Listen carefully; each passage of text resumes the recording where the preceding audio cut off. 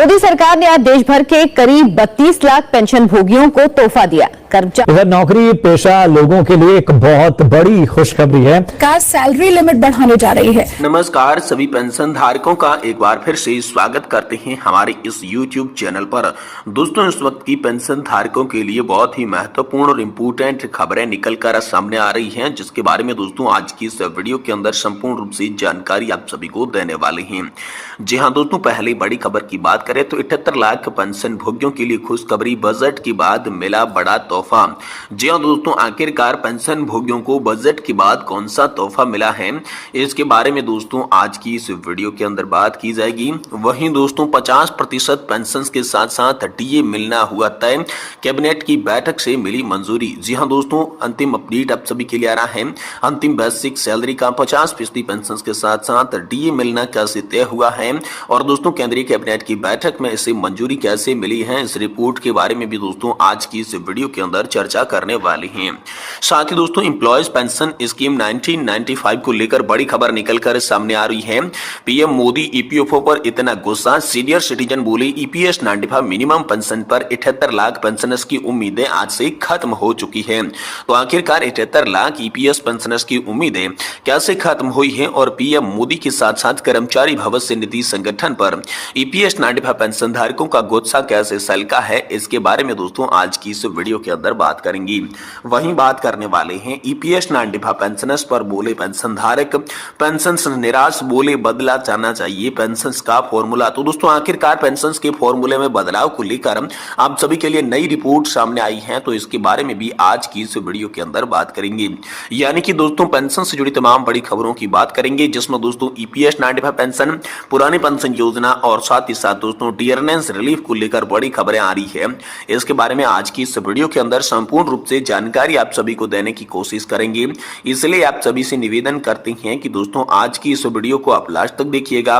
साथ ही अगर हमारे चैनल पर पहली बार विजिट कर रही हैं, हमारी वीडियो को पहली बार देख रही हैं, तो दोस्तों वीडियो को लाइक करने के साथ साथ हमारे चैनल को भी सब्सक्राइब जरूर कर लीजिएगा। तो चलिए बिना किसी देरी के आज की इस वीडियो के अंदर खबरों का सिलसिला शुरू करते हैं और आप सभी को पेंशन से जुड़ी तमाम बड़ी खबरों से अवगत करवा देती हैं। जी हाँ दोस्तों, पहली बड़ी खबर की बात करें तो ईपीएस 95 पेंशन को लेकर बड़ी खबर आ रही है। ईपीएस 95 पेंशन पर बोले पेंशनर्स निराश हुए हैं, बोले बदला जाना चाहिए पेंशन का फॉर्मूला। जी हाँ दोस्तों, कर्मचारी भविष्य निधि संगठन और ईपीएस पेंशन योजना को लेकर पेंशन भोगियों की उम्मीद पर सरकार खरा नहीं उतरी है। पेंशन भोगियों ने पेंशन फॉर्मूले में सुधार और बजट में असमानता पर नाराजगी जताई है, जिससे उनकी आर्थिक सुरक्षा सुनिश्चित हो सके। जी हाँ दोस्तों, कर्मचारी भविष्य निधि संगठन और इसके अंतर्गत चलने वाली कर्मचारी पेंशन 1995 के तहत संदर्भ में दोस्तों पेंशन भोगियों ने हाल ही में गहरी निराशा और चिंता व्यक्त की है। उनकी नाराजगी का मुख्य कारण उनके द्वारा किए गए वादों और उम्मीदों पर खरा नहीं उतरना है। वहीं दोस्तों पेंशन के फॉर्मूले में बदलाव की मांग को लेकर बड़ी खबर आ रही है। आप सभी को बता दें कि इस बारे में पेंशन भोगी रामकृष्ण पिल्लई ने सोशल मीडिया पर लिखा है, क्योंकि ईपीएफ एक अंशदायी पेंशन योजना है, इसलिए पेंशन की राशि को पेंशन भोगियों द्वारा किए गए कुल योगदान के अनुपात में होना चाहिए, न कि उनकी अंतिम योग्य वेतन के आधार पर। इससे पेंशन की विषमताओं को कम किया जा सकता है, सभी सदस्यों के लिए न्याय संगत पेंशन सुनिश्चित हो सकती है। वहीं पेंशनर्स की अपेक्षा के बारे में बात की जाए तो दोस्तों ईपीएस 95 पेंशन राष्ट्रीय संघर्ष समिति के रायपुर अध्यक्ष अनिल कुमार नामदेव के अनुसार आम बजट में पेंशन भोगियों की अपेक्षा स्पष्ट दिखाई देती है। उन्होंने बजट को खास बजट कहा, जो कि केवल अमीरों के हित में होता है और आम आदमी के लिए महज एक दिखावटी व्यवस्था बनकर रह गया है। जनप्रतिनिधियों पर भी दोस्तों गुस्सा आया है। जी दोस्तों, पेंशन भोगियों का कहना है कि हमारे जो भी जनप्रतिनिधि है अधिकांश करोड़पति या अरबपति है, उन्हें आम आदमी की समस्याएं समझ में नहीं आती है। इसीलिए बजट का मतलब केवल अपनी संपत्ति और स्थिति को मजबूत करना होता है, न कि आम जनता के हितों की रक्षा करना चाहिए। हाँ दोस्तों, बजट को लेकर ये प्रतिक्रिया दोस्तों हाल फिलहाल पेंशन में धारकों ने दी है। वहीं दोस्तों अगली बड़ी खबर की बात करें तो 78 लाख पेंशन भोगियों के लिए खुशखबरी खुशखबरी है, बजट के बाद मिला बड़ा तोहफा। जी हां दोस्तों, कर्मचारी भविष्य निधि संगठन यानी कि ईपीएफओ के 78 लाख से अधिक पेंशन भोगी हैं, जिन्हें पेंशन पाते रहने के लिए हर साल जीवन प्रमाण पत्र जमा करना अनिवार्य है। पहले उनके भौतिक जीवन प्रमाण पत्र जमा करने के लिए बैंकों में जाना पड़ता था, जिसमें कई तरह की परेशानियां होती थी, लेकिन अब पेंशन धारकों की परेशानियों को दूर कर दिया गया है। जी हां दोस्तों, ईपीएफओ ने 2015 में अपने पेंशन भोगियों का जीवन आसान बनाने के लिए डिजिटल जीवन प्रमाण पत्र को अपनाया था। इसी के साथ ही कर्मचारी भविष्य निधि संगठन ईपीएस पेंशन भोगियों से बायोमेट्रिक प्रमाणीकरण के आधार पर डीएलसी स्वीकार करता है। बायोमेट्रिक आधार पर डीएलसी जमा करने के लिए पेंशन भोगियों को किसी भी बैंक, डाकघर, कॉमन सर्विस सेंटर या फिर ईपीएफओ कार्यालय शाखा में जाने की आवश्यकता होती है, क्योंकि वहां पर फिंगरप्रिंट और आइरिस कैप्चर डिवाइस उपलब्ध होती हैं। यहाँ पर जो है बुजुर्गों को बैंक, डाकघर आदि की शारीरिक रूप से जानने में होने वाली परेशानियों को कम करने के लिए दोस्तों यहाँ पर यूआईडीआई के साथ फेस ऑथेंटिकेशन टेक्नोलॉजी विकसित की गई है, जिसके तहत चेहरा पहचान तकनीकी का इस्तेमाल जीवन प्रमाण पत्र के लिए किया जा सकता है।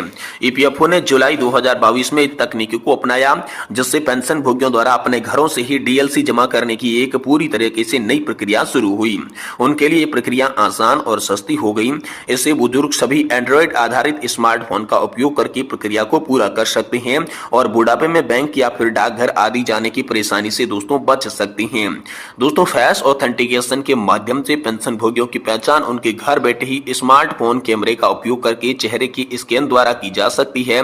यह प्रमाणीकरण यूआईडी फास्ट रिग्रेशन ऐप का उपयोग करके यूआईडीएआई के आधार पर आधार डेटाबेस से किया जाता है। तो ये बड़ी खबर है कि यहाँ पर आधार डेटाबेस को लेकर दोस्तों हम सभी के लिए जीवन प्रमाण पत्र को लेकर बड़ी खबर आ रही है। साथ ही साथ दोस्तों अगली बड़ी खबर की बात करें तो ईपीएस 95 पेंशन पर डीए मिलना होगा तय।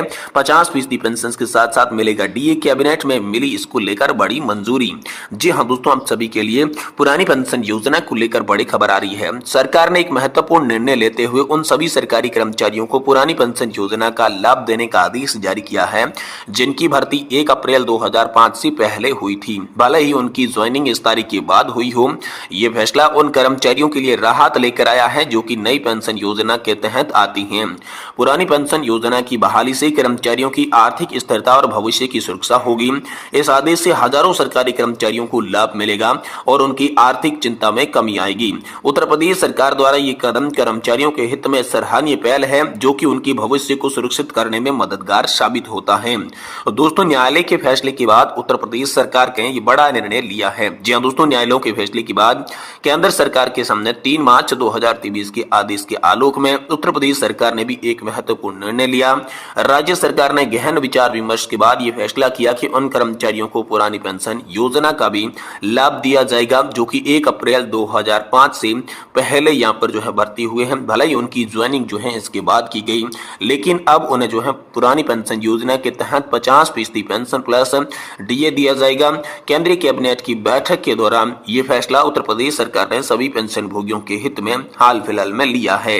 वहीं दोस्तों, एम्प्लॉय पेंशन स्कीम 1995 के पेंशन धारकों का गुस्सा 7वें आसमान है। उन्होंने यहाँ पर पीएम मोदी और ईपीएफओ पर अपना गुस्सा जाहिर किया है। सीनियर सिटीजन ने कहा है कि ईपीएस 95 में मिनिमम पेंशन पर 78 लाख पेंशन धारकों की उम्मीदें जो है वो खत्म हो चुकी है। जी हाँ दोस्तों, पेंशन भोगी जो है प्रधानमंत्री यहाँ पर रडार पर प्रधानमंत्री नरेंद्र मोदी और वित्त मंत्री निर्मला सीतारमण की यहाँ पर जो है लिया गया है। सोशल मीडिया पर ईपीएफओ के साथ सरकार ने जमकर हल्ला बोल किया गया है, जिसमें न्यूनतम पेंशन 1000 रुपए की राशि को बढ़ाकर 7500 रुपए की जाने की जो मांग की है। साथ ही ईपीएस 95 पेंशन राष्ट्रीय संघर्ष समिति का आंदोलन जारी है। केंद्रीय बजट में कोई घोषणा नहीं होने के कारण देश के 78 लाख पेंशन भोगियों की आवाज सोशल मीडिया पर सुनाई दे रही है। इसको लेकर दोस्तों बड़ा पोस्ट हाल फिलहाल में आप सभी के लिए सामने आया है, जिसमें दोस्तों सभी पेंशन भोगियों ने यहाँ पर सरकार का घोर विरोध किया और दोस्तों यहाँ पर जो है बजट में उनकी अपेक्षाओं पर सरकार खरी नहीं उतरने के कारण यहाँ पर जो है उन सभी का गुस्सा दिखाई दिया। केवल एनएससी टीम ही स्पष्ट कर सकती है कि यदि प्रधानमंत्री हमारी टीम में आश्वासन दिया था तो फिर प्रधानमंत्री से संपर्क किया जा सकता है, उनके वादे को याद दिलाया जा सकता है, उनमें अपना वादा पूरा करना और ईपीएस पेंशन बढ़ाने उनसे भूखमरी से बचाने के लिए कहा जा सकता है। तो दोस्तों, नेशनल एजुकेशन कमेटी एक बार फिर से पीएम मोदी से कर सकती है बड़ी मुलाकात, जिसमें पेंशन की तमाम मांगों को लेकर एक बार फिर से हो सकती है बड़ी चर्चा। ये आप सभी के लिए इंपोर्टेंट खबर निकलकर सामने आ रही है।